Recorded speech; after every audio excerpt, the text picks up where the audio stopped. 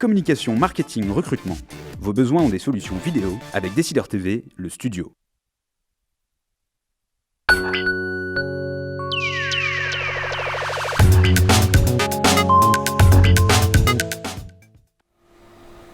Bonjour à tous et bienvenue dans Startup, l'émission qui donne la parole aux entrepreneurs. Et c'est d'ailleurs aujourd'hui en compagnie de deux d'entre eux que nous allons nous pencher sur les clés pour réussir à bien mener son aventure entrepreneuriale.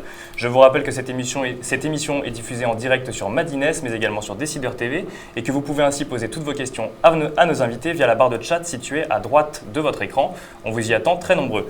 Le thème de cette émission, quelles sont les clés pour bien entreprendre? On voit ça tout de suite dans le Talk Startup.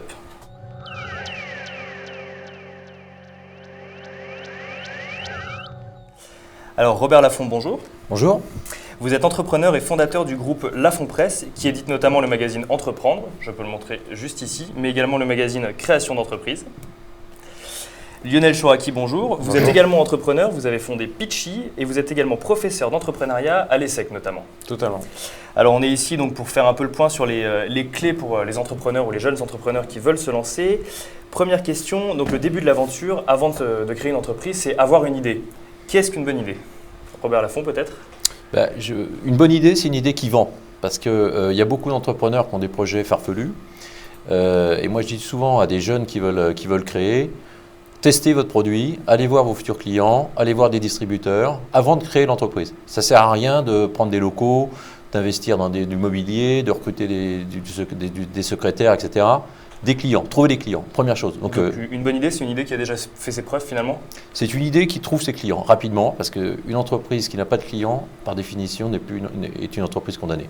Lionel Chouraki, vous êtes d'accord avec ça? Oui, alors dans nos cours, on va même en amont de l'idée, on commence par faire plancher nos étudiants sur le besoin en fait. On considère qu'il y a deux types d'approches possibles et deux types de services et produits qui existent. Des produits qui se vendent et des produits qui s'achètent. Un produit qui se vend, c'est un produit où vous allez devoir faire l'article pour le vendre. Un produit qui s'achète, c'est les clients qui viennent eux-mêmes parce qu'ils ont besoin de votre produit. Donc en fait, on les fait plancher déjà sur le besoin, puis ensuite de ces besoins découlent des idées, et ensuite on les fait plancher sur la faisabilité. Mais à mon sens, la notion la plus primitive, c'est celle du besoin. Donc c'est le besoin qu'il faut identifier en premier. Alors quand on crée une entreprise, il y a différentes étapes clés qu'on voit partout. Donc c'est l'étude de marché, le business plan, la recherche de financement ou la création en propre de l'entreprise. Et moi, ce dont j'ai envie de parler maintenant, c'est vraiment le business plan. À tout entrepreneur qui veut se lancer, on lui parle du business plan.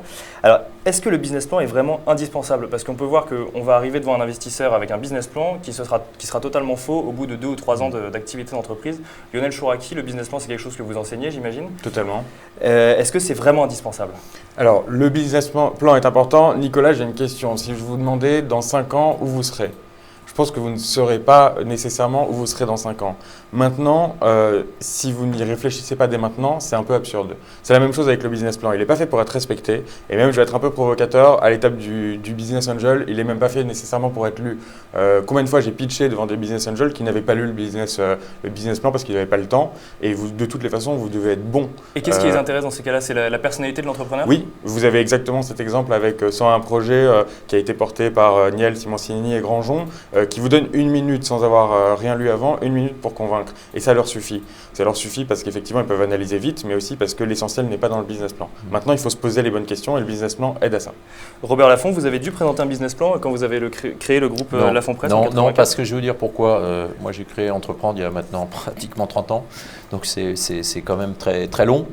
Et à l'époque, il n'y avait pas toute cette économie qu'on a aujourd'hui, avec les business angels, le capital risque, ça n'existait pas à l'époque. Donc à l'époque, il fallait entreprendre sans argent, quelque part. Et une des bonnes manières de se financer, d'ailleurs à l'époque, c'est un conseil que je peux donner à vos entrepreneurs qui nous écoutent, c'est de se faire financer par des distributeurs ou des fournisseurs. En termes de délai, ce qui permet totalement d'analyser si le besoin est réel. C'est plus facile de convaincre un fournisseur qui a besoin de faire tourner une imprimerie, par exemple si on lance un magazine gratuit, que d'aller voir un client en lui disant je veux lancer un journal gratuit. Donc ça c'est quelque chose qui est souvent oublié par les jeunes entrepreneurs. Et le business plan, autre conseil, maximiser toujours les dépenses et minimiser les recettes. Parce que il faut toujours être en position réaliste et pouvoir parer à toutes les situations. Mais Donc, Maintenant, à l'inverse d'un raisonnement de banquier, finalement, maximisons les dépenses et minimisons les recettes. Ça, c'est pour le créateur. Pour le créateur, bien sûr. Mais évidemment, vis-à-vis des financiers, il faut quand même les faire rêver. Ne minimisons pas trop Voilà, les recettes, non. finalement. Ouais, il faut les faire rêver. Alors j'aimerais revenir sur l'idée de l'idée, justement, parce que Lionel, un internaute, nous demande comment savoir si une idée vend. Alors j'imagine que ça sous-entend concrètement comment on fait. Est-ce que c'est l'étude de marché la réponse à cette question? Alors, à mon sens, c'est plutôt ce que Robert disait, c'est-à-dire aller le plus vite possible face au marché. De toutes les façons, on n'est jamais prêt. Si on attend la perfection, on ne sort jamais. Donc, moi, je pense qu'il faut tester son marché en y allant directement, quitte à réaliser des pivots par la suite. Et on a vu que des entreprises comme Criteo, avant de trouver le bon pivot qui les menait au bon modèle, ont mis des mois et des mois avant de connaître le succès qui est connu de tous, en fait. Donc, il ne faut pas hésiter à y aller. Une idée aussi pour les entrepreneurs, c'est on n'est pas obligé d'avoir des idées très originales pour réussir. Subway, qui est le numéro 1 mondial du sandwich, le sandwich, ce n'est pas quelque chose de très original. Oui. Donc, moi, j'aime bien les produits traditionnels. Il y a beaucoup de choses à faire dans la plomberie ou dans les restaurants de salade. Enfin, je dis des idées, mais il y en a plein. Et un conseil que Jean-Claude Decaux, le grand entrepreneur du mobilier urbain, des plus grosses réussites françaises aujourd'hui, même s'il est plus âgé, m'avait dit faire mieux que ce qui est mal fait aujourd'hui. C'est-à-dire que vous regardez ce qui est mal fait dans des différents secteurs et vous essayez de le faire mieux. Donc identifier un secteur, identifier ses faiblesses, ou identifier les faiblesses des acteurs du secteur pour ensuite proposer une nouveauté. Et ce qui est d'autant plus possible aujourd'hui avec le numérique qui s'impose dans tous les secteurs. Est-ce qu'aujourd'hui, entreprendre, ça passe forcément par le numérique? Lionel Chouraki, peut-être d'abord? Non, je ne pense pas. Moi, dans mon expérience d'entrepreneur, j'ai créé une société dans l'enseignement, donc un secteur traditionnel également, il y a 8 ans. Je partage totalement ce point de vue de dire que finalement innover, je pense même que c'est un pari beaucoup plus ambitieux et beaucoup plus difficile que de ne pas innover. Le numérique permet un certain nombre de choses, mais malgré tout, ça force aussi à éduquer un marché et ça prend du temps. Donc si on a peu de moyens, c'est très compliqué. Si on a beaucoup de moyens, ça peut devenir plus simple. Donc très difficile, très ambitieux. Le retour sur investissement peut être fort, mais malgré tout, il ne faut pas considérer que c'est la panacée. Vous partagez cette analyse? Internet a quand même permis une génération d'entrepreneurs de réussir sur le métier propre d'entrepreneur. Je parle vente privée, tout le monde connaît, c'est Criteo, etc. Mais ça, c'est quand même des innovations majeures. Mais c'est vrai qu'aujourd'hui, quand vous êtes dans un métier même traditionnel, il faut avoir Internet comme canal de distribution. C'est-à-dire qu'Internet est un canal de distribution, il faut le prévoir, mais on n'est pas obligé de tout miser sur Internet. Donc Internet est indispensable, mais il n'est pas forcément à la base de la création de l'entreprise. Non. Alors j'aimerais revenir maintenant, donc on a parlé du business plan. Le business plan pour attirer des financements. Le financement, c'est un peu le Graal de tout entrepreneur. Comment convaincre les investisseurs et surtout où aller chercher ces investissements? Monsieur Robert Laffont, peut-être d'abord? Je crois qu'il faut faire rêver les financiers parce qu'il ne faut jamais oublier qu'ils viennent aussi pour faire une belle plus-value dans 5 ans, dans 3 ans. Donc il faut à la fois, je dirais c'est paradoxal, il faut du réalisme parce que les financiers, les investisseurs, ils veulent des projets réalistes. C'est-à-dire, il faut bien connaître son secteur, il vaut mieux avoir travaillé un peu dans le secteur. Par exemple, quand vous ouvrez une chaîne de restaurants, il vaut mieux avoir travaillé dans un restaurant. Quand vous ouvrir une boîte de plomberie, il vaut mieux avoir travaillé parce qu'on connaît les astuces, les métiers, les fournisseurs. Et en même temps, il faut les faire rêver, c'est-à-dire qu'il faut quand même les amener assez haut. Il faut avoir une ambition relativement au moins nationale et si possible internationale. On oublie l'international encore sur certains secteurs. Il y a beaucoup de PME en France qui ne sont pas vendus à l'étranger. Je crois qu'il y a des créneaux. Si par exemple un entrepreneur qui nous écoute, qui cherche un créneau, je vais lui dire regardez des produits français qui sont aujourd'hui, qui peuvent être vendus dans le monde entier.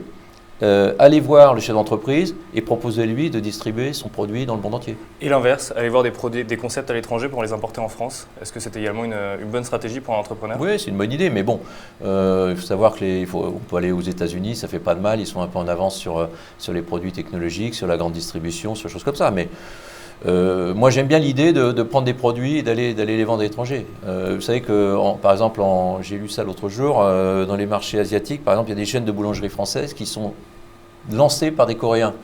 Donc ça, avec du pain français. Avec du pain français. Alors Lionel Chouraki, quand on est professeur d'entrepreneuriat et qu'en plus on vient de monter sa start-up, où est-ce qu'on va chercher les financements et comment on convainc les financiers?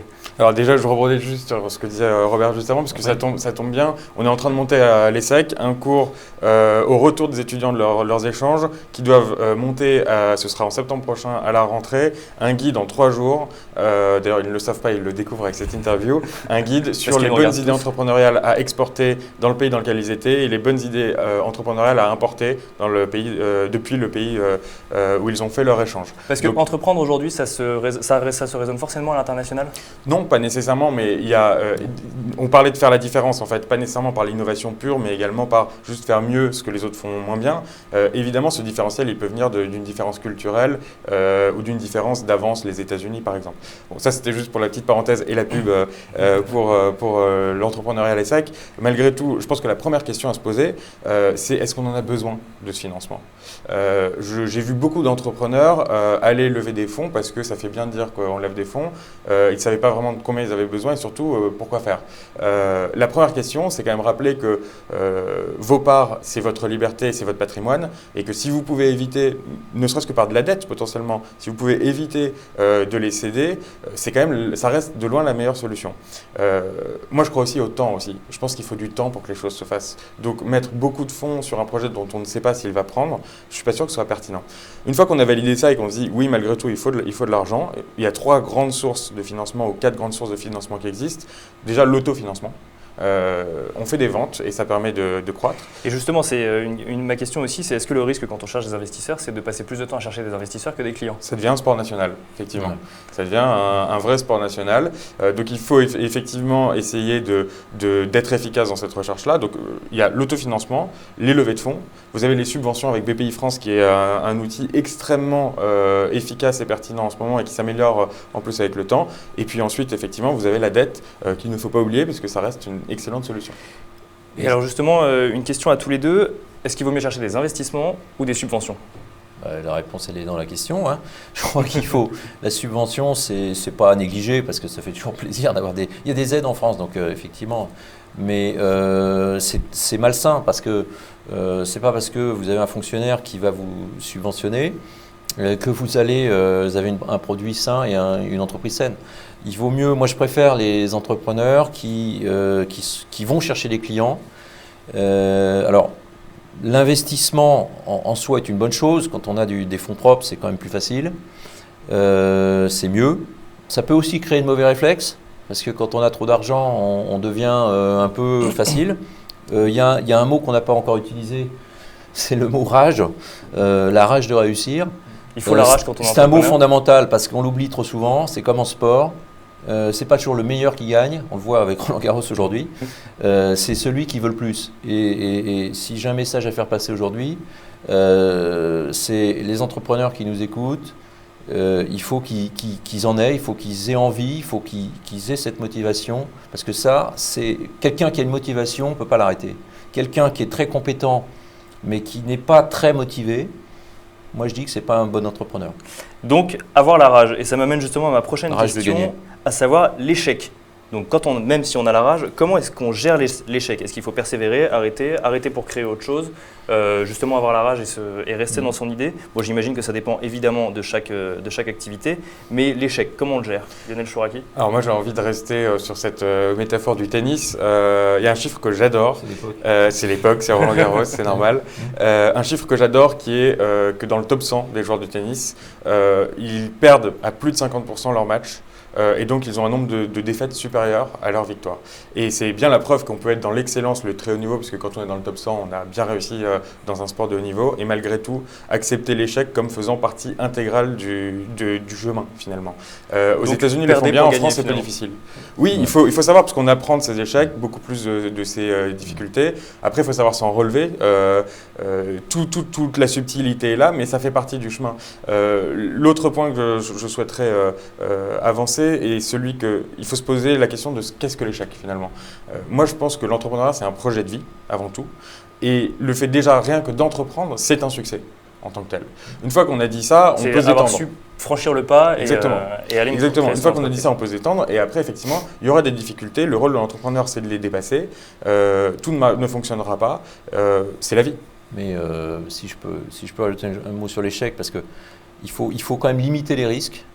Moi, ce que j'ai envie de dire, c'est attention quand même à ces jeunes entrepreneurs qui prennent des risques insensés. Il faut du risque, mais il faut être réaliste. Moi, le mot réaliste me plaît, parce que entrepreneur, ça veut dire rêve et réalité. Il faut réaliser le rêve, mais le mettre dans la réalité. Et puis, il faut être gagnant dans sa tête. C'est très important parce qu'on est dans un environnement, bon, ça a changé. Aujourd'hui, on parle beaucoup d'entreprendre, on parle beaucoup de réussite. Mais attention à un environnement qui est parfois anti-entrepreneur. Par exemple, vous avez un projet d'entreprise, vous voulez créer une entreprise, vous allez en parler à des amis, vous allez en parler à des profs, vous allez en parler à votre famille, par exemple. Ils vont tous vous dire, mais t'es fou, rentre chez IBM ou chez Danone. C'est beaucoup plus simple. C'est plus simple. Et là, il faut être fort dans sa tête. Donc, je pense qu'il faut se créer un environnement personnel de gagnant dans sa tête. C'est pas, si vous voulez, une lubie. Et puis, quand même, toujours se relever. C'est-à-dire que... Justement, c'était ma question. Ma question suivante, comment est-ce qu'on se relève d'un échec? Et ça rejoindra ce que vous disiez tout à l'heure. Est-ce qu'on a besoin d'être soutenu dans un échec? Moi, je dis souvent, un entrepreneur, c'est quelqu'un qui résout des problèmes en permanence. Parce que derrière toutes les réussites que l'on voit, il y a des hommes et des femmes qui ont surmonté des graves problèmes. Donc, un entrepreneur, ce n'est pas quelqu'un qui n'a pas de problème, c'est quelqu'un qui a eu beaucoup de problèmes, mais qui a su les résoudre. Et qui ne s'est pas découragé, qui a su les résoudre exactement. Donc, un esprit positif, réaliste, régler les problèmes quand ils se posent, pas se faire des montagnes aussi, parce que c'est vrai que la gestion du stress, on n'en parle jamais, mais c'est fondamental. Il y a des gens, j'ai envie de leur dire, n'entreprends pas, parce que... parce qu'un entrepreneur travaille 24 heures sur 24. Un entrepreneur, il y a des gens qui viennent me voir, ils me disent, est-ce que, Robin Laffont, vous êtes un entrepreneur, vous avez un peu de vécu, etc. Est-ce que vous me conseillez d'entreprendre? Je lui dis, écoute, il faut le faire que si vraiment tu as envie d'y aller. Si tu n'as pas envie, fais autre chose. Donc moi, la notion de plaisir, la notion de motivation, de plaisir, de se réaliser dans la vie, comme l'a dit notre ami, est fondamentale et elle permet de surmonter bien des difficultés. Alors maintenant, on va parler un petit peu de l'entrepreneuriat à l'école, parce qu'on a la chance d'avoir un professeur à nos côtés. Donc je rappelle que vous êtes professeur d'entrepreneuriat à l'ESSEC. Est-ce que l'entrepreneuriat doit s'apprendre à l'école? À savoir, est-ce qu'il y a des prérequis à connaître? Est-ce qu'il y a des formations à avoir pour se lancer? Ou est-ce qu'on peut se lancer totalement comme ça, libre? Alors, évidemment, il n'y a pas de règle. En plus, l'entrepreneuriat n'est pas une matière comme les autres. Contrairement à la finance, par exemple, où vous avez un certain nombre de théorèmes, en entrepreneuriat, le théorème, c'est qu'il n'y en a pas. Et puis surtout, l'entrepreneur doit connaître toutes les matières, finalement. Oui, c'est assez transverse, mais c'est ça aussi l'intérêt de l'entrepreneuriat, c'est de pouvoir toucher à tout et à mesure que l'entreprise grandit, grandir aussi dans ses problématiques. Moi, j'aime bien quand même l'enseigner aux étudiants. J'ai des étudiants qui commencent même à 18 ans ces réflexions. Et je leur raconte l'histoire du bourdon. Le bourdon, c'est un animal, il y a eu des réflexions physiques qui disent qu'il est trop gros, il a des trop petites ailes pour voler. Sauf que le bourdon, il s'en moque, il vole. Et finalement, à 18 ans, on ne sait rien de rien d'un point de vue business, mais malgré tout, on s'en moque, on vole. Et on voit des projets émerger qui sont exceptionnels, vraiment exceptionnels grâce à ça. Donc c'est intéressant de les sensibiliser, de voir quelles sont les différentes problématiques, comment réduire les risques et comment à la fois identifier de bons projets. Donc ça peut être intéressant. Malgré tout, c'est pas la seule façon d'apprendre à entreprendre. Robert Laffont, vous avez appris à entreprendre à l'école? Moi, j'ai fait l'ISG, l'Institut supérieur de gestion, donc c'est une école qui pousse à entreprendre. Donc c'est pour ça que je l'ai fait d'ailleurs. Donc là, c'est une des rares écoles en France. Bon, il y a l'ESSEC et toutes les écoles de commerce. J'y enseigne aussi, donc non, mais je rejoins ce que vous disiez, c'est-à-dire que c'est bien d'avoir des cours d'entrepreneuriat, c'est formidable parce que c'est mieux que des cours d'administration comme on a dans certaines facs pour apprendre à administrer du budget. Je ne crois pas que ça aide beaucoup de gens. Mais c'est authentique, je vous dis, encore beaucoup de gens à qui on apprend ça. Donc ça, c'est plutôt bien. Après, j'ai envie de dire, ce qui est génial dans entreprendre, c'est que tout le monde peut entreprendre. C'est-à-dire que vous soyez vieux, que vous soyez jeune, que vous soyez ingénieur, que vous soyez... Tous les profils ont la chance. Moi, j'ai rencontré des tas d'entrepreneurs qui ont réussi. Donc il n'y a pas de profil type d'entrepreneur? Alors, ils ont tous un point commun. C'est qu'ils ont une certaine obsession, une certaine motivation hors du commun par rapport à leur projet. C'est-à-dire que c'est vraiment ce que disait notre ami, c'est vraiment un projet de vie quelque part, tous ceux qui réussissent. Parce que vous ne pouvez pas être entrepreneur comme ça à mi-temps. Donc pour être entrepreneur, il faut vraiment avoir une motivation tous les instants. faut se faire plaisir, parce que sinon, c'est pas marrant. Et tous les profils peuvent réussir. C'est-à-dire que vous avez des gens qui sont très chiffres, qui vont être dans les chiffres toute la journée et qui peuvent être des bons entrepreneurs, parce qu'ils vont avoir un très bon contrôle de gestion, par exemple, qui sont des organisateurs, par exemple. Et puis vous avez des profils de commerciaux qui sont beaucoup moins organisés, qui, eux, peuvent tout à fait réussir dans le métier. Donc c'est ça qui est intéressant, c'est que, quel que soit votre profil, quelle que soit votre personnalité, vous pouvez trouver un secteur qui vous correspond. Et donc finalement, est-ce qu'il faut quand même passer par une école pour le faire ou est-ce qu'on peut le faire totalement indépendant? Est-ce qu'au bout d'un moment, quand on a déjà lancé sa start-up, on est quand même, ou son entreprise, on est quand même obligé d'aller se former quelque part? Et si ce n'est pas à l'école, est-ce qu'il faut quand même aller se former ailleurs et où se former justement? Il vaut mieux avoir un peu de théorie, vous savez, savoir comment un bilan, comment ça fonctionne, savoir ce que c'est qu'un amortissement, c'est quand même mieux que pas le savoir. Donc c'est toujours pareil, c'est comme le sport. On parlait de tennis, il y a des tennisman qui ont réussi sans vraiment beaucoup de cours, mais qui ont fait beaucoup d'entraînement. Et pareil, il y a des entrepreneurs qui sont des autodidactes. Il y a beaucoup d'autodidactes qui réussissent dans l'entrepreneuriat parce qu'ils ont cette rage, parce qu'ils n'ont rien à perdre. Et deuxièmement, parce qu'ils ont remis sur l'outil de travail en permanence. Ils travaillent, ils rebossent et ils ont une motivation. Donc ils se forment eux-mêmes finalement. C'est mieux d'être formé, à condition de garder cette ambition, cette rage. C'est un mot que j'aime bien. Bon, je pense que vous êtes tous les deux d'accord. Maintenant, une question sur le contexte. Est-ce que c'est difficile d'entreprendre en France? Est-ce que c'est moins difficile qu'avant? Et est-ce que la France est le meilleur endroit pour entreprendre aujourd'hui pour un Français? À savoir, c'est un marché qu'il connaît, mais qui a des contraintes qui sont peut-être un petit peu plus désavantageuses. Lionel Chouraki? Quand on voit les chiffres de création d'entreprise, le succès du statut auto-entrepreneur d'un point de vue des chiffres, on voit qu'effectivement il y a une dynamique qui se crée. Moi j'ai la conviction qu'un temps de crise c'est un bon moment pour entreprendre parce qu'il se passe des choses. C'est les fameuses grappes schumpeteriennes et les ruptures. Donc finalement je pense que ce soit la crise ou pas, c'est toujours le moment d'entreprendre finalement. C'est plus, j'aurais tendance à dire, un moment dans votre vie, potentiellement, qu'un moment de la crise, parce qu'après, c'est à vous d'identifier la bonne opportunité, et ce serait absurde de dire qu'il y a des moments où il n'y a pas de bonne opportunité. Voilà. Donc ça, c'est le moment, mais le lieu? Alors, le lieu, la France, ça peut être un très bon lieu. Il y a beaucoup d'initiatives en ce moment. Je parlais de BPI, la French Tech aussi en ce moment, le projet porté par Fleur Pellerin, repris par Axel Lemaire, qui vont dans le bon sens. Vous avez plein d'accélérateurs qui se créent dans Silicon Sentier, vous avez The Family, enfin vous avez beaucoup de monde qui gravite autour de ce moment de la création. Et je pense que sur la création, on est vraiment très bon. Je pense que la vraie question aujourd'hui, elle se pose plus, non pas sur je passe de l'idée à la start-up, mais de la start-up à la grosse PME. Et ça, pour le coup, c'est vraiment là le défi, c'est pas de lancer sa la start-up, c'est de la faire grossir. En fait, c'est la croissance de sa start-up. Exactement. Je pense qu'il est là, ça ne veut pas dire que ce n'est pas possible, mais il y a peut-être des choses à améliorer aujourd'hui. Robert Laffont. Non, mais je crois que la France a des atouts importants, mais c'est vrai que on va pas revenir sur la fiscalité, sur nos points faibles, mais il faut aussi regarder nos points forts. Quand vous entreprenez en France, vous pouvez trouver des ingénieurs, vous pouvez trouver quand même une logistique, un niveau de transport, une position géographique, un système bancaire, et puis des jeunes diplômés qui sont prêts il y a ce que disait notre ami sur les startups et tout ça. Donc il y a un côté très positif. Il y a aussi, si vous voulez, la French Touch avec cette image qu'on a dans l'art de vivre. C'est quand même génial d'être français. On peut même parler d'aura à l'international. Oui, sur certains secteurs, dans la gastronomie, dans la mode, c'est quand même plutôt bien de faire des sacs parisiens que des sacs de Taïwan. Donc il y a quand même des gros atouts. Il y a une anecdote que par rapport aux États-Unis, par exemple, il y a un type qui m'a dit ça, qui revient aux États-Unis, il m'a dit aux États-Unis, c'est génial, tout le monde entreprend, il y a une concurrence de tous les instants. Tu lances une boulangerie, elle marche, et puis 15 jours après, tu en as une deuxième qui se met en face de toi. Donc ça, c'est un problème. En France, tu lances une boulangerie qui marche, t'es peinard, pendant au moins 2-3 ans, tu n'as personne qui va venir t'embêter. Moi, quand j'ai lancé entreprendre, j'étais un peu parano, parce que je pensais que tout le monde voulait lancer un magazine économique. Et donc, finalement, en fait, vous apercevez qu'il n'y a pas autant de ça de personnes qui veulent entreprendre. Il y a beaucoup de gens qui aimeraient entreprendre, ça c'est bien. Mais il y a peu de gens qui font le pas. Il n'y a pas beaucoup de gens qui passent à l'acte. Ce qui d'ailleurs est l'occasion de dire que beaucoup de personnes se demandent s'il faut parler de son projet ou pas.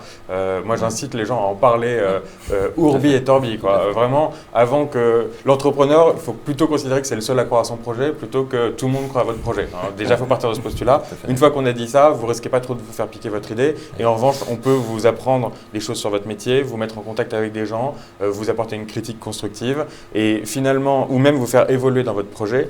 Vous arrivez avec un projet, vous ressortez avec un autre. Ça arrive tous les jours dans l'entrepreneuriat et c'est, je pense, le meilleur conseil qu'on puisse donner sur une création d'entreprise, c'est d'aller voir les gens, parler de son projet, diffuser la bonne parole et vous aurez des retours sur investissement extraordinaires. Donc parlez-en, on vous ne volera pas l'idée. Alors on passe maintenant à la deuxième rubrique de cette émission, Money Time.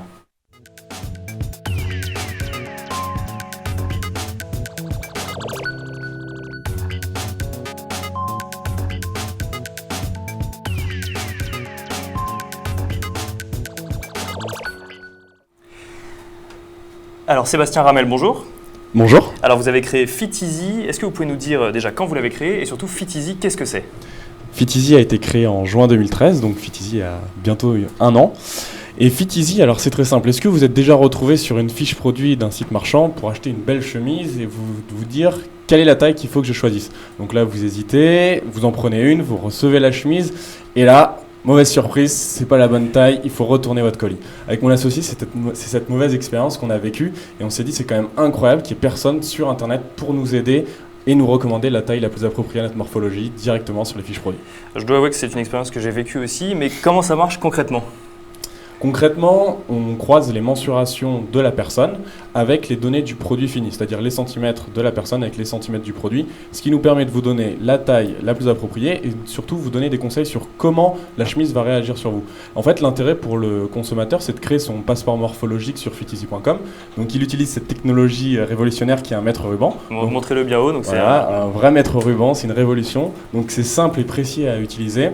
On vous l'envoie gratuitement et une fois que vous avez créé votre passeport morphologique, vous pouvez l'utiliser sur tous les sites qui ont intégré notre solution sur leur fiche produit. Et alors, vous en avez beaucoup aujourd'hui de sites qui ont intégré cette solution, de partenaires? On a démarré le développement commercial en septembre 2013, donc il y a quelques mois. On est déjà actif sur près d'une vingtaine de sites. On a près d'une centaine de sites en cours d'intégration et depuis hier, nous sommes en live sur promote.fr. Donc une belle réussite. Et comment on monétise FitEasy? On monétise FitEasy qui paye, très simplement. Alors pour l'internaute, tout est gratuit, du mètre ruban, tout restera gratuit. En revanche, on facture le service aux sites qui ont intégré notre solution sous forme de forfait mensuel. Donc c'est totalement gratuit pour l'internaute et c'est les sites qui utilisent votre solution qui vont ensuite vous rémunérer sur l'utilisation du service. Exactement. Alors on va parler maintenant d'une autre start-up, il s'agit de Pitchy. Donc Lionel, on le disait en début d'émission, vous êtes également entrepreneur et vous avez créé Pitchy, une solution vidéo. Est-ce que vous pouvez nous en dire un peu plus? Oui, alors déjà, un petit mot sur la vidéo. La vidéo aujourd'hui, ça devient un outil, un support incontournable de communication, ne serait-ce que sur Internet. Ça multiplie par 53 vos chances d'être en première page de Google, donc en référencement naturel. Quand on sait ce que coûte une campagne de référencement commercial ou naturel, ça peut être assez intéressant. Quand on sait qu'une image vaut 1000 mots, on imagine ce que vaut une vidéo. Enfin, je pourrais vous en parler pendant des heures. On n'a pas le temps malheureusement. Pitchy, tout simplement, c'est une plateforme qui vous permet de personnaliser en ligne des modèles de vidéos qui sont de l'animation vidéo réalisés par des professionnels.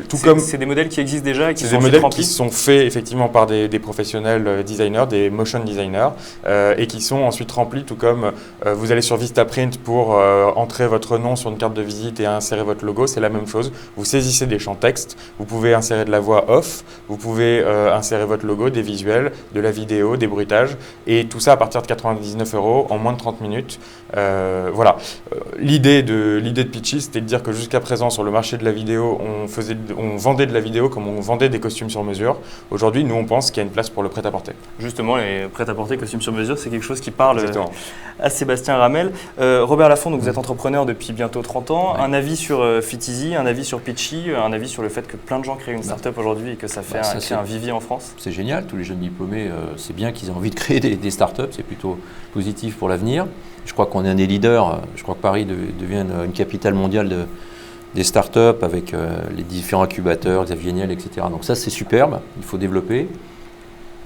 Moi j'aime bien les deux projets parce que, c'est pas parce qu'ils sont là, hein, je leur dirais si ce n'était pas le cas, mais j'aime bien parce qu'ils s'appuient les deux sur des marchés qui sont réels. C'est-à-dire qu'il n'y a pas besoin d'être un expert marketing pour voir que Fit Easy, tout le monde a eu ce problème de chemise. En plus on ne se connaît même pas les numéros, etc. Donc je trouve ça génial parce que c'est une vraie facilité pour le consommateur. Tout le monde, il y a de plus en plus de gens qui achètent des fringues et des habits sur Internet. Il y a des gens qui n'aiment pas essayer, etc. Donc, je pense que vous correspondez à une demande qui est réelle, qui est en plus, on en parlait tout à l'heure, qui est mondiale. Donc là, il y a un vrai défi pour vous. Alors, la vraie question pour Fit Easy, je pense que là, ils sont sur une vraie force. Après, la vraie question, c'est la concurrence au niveau mondial, une course contre la montre, que Fit Easy soit rapide pour conquérir un peu la planète mode, j'allais dire. Mais moi, je trouve que c'est génial comme service client. Et Pitchy, Pitchy aussi, c'est pareil, parce que la vidéo, tout le monde sait que ça va devenir le vecteur d'Internet numéro 1. Si ça ne l'est pas déjà. Si ça n'est pas déjà. Donc j'aime bien son système de, on va sur Pitchy, on a des écrans, des systèmes tout prêts, parce qu'on est tous on n'est pas tous équipés en studio vidéo comme Décideur TV. Donc je trouve ça génial. Je trouve ça génial, franchement, et ça donne vraiment envie de faire son petit studio vidéo à travers Pitchy. Donc je pense que là aussi, c'est la seule question. Le besoin est là, je pense que la qualité est là.